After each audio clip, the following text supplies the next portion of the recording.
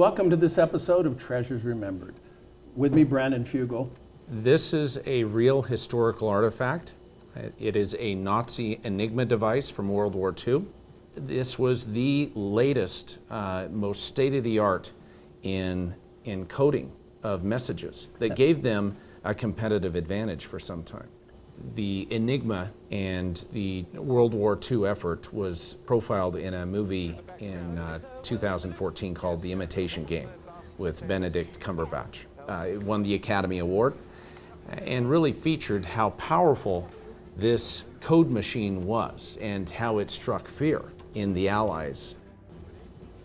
Back in World War II, off the coast of Norway, was a farm, a family that was minding their own business one day, and the father saw a Nazi officer making his way through their backyard.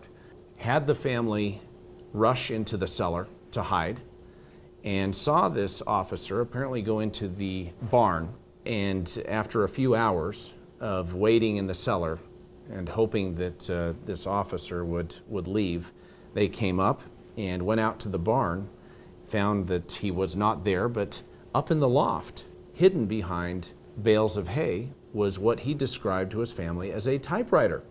Went ahead and covered it with the tarp, where it sat for over 40 years until that man, who became a grandfather, ended up passing, and apparently the family called in an antique dealer to help them sell a number of the items. And when this item came up for inspection, the antique dealer was astonished. After checking the serial number, they found that this had been assigned to a submarine.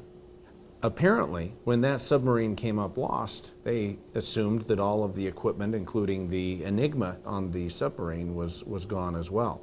Little did they know that it had escaped ruin. The code that was last inserted, which is shown by the pins here, is still in place.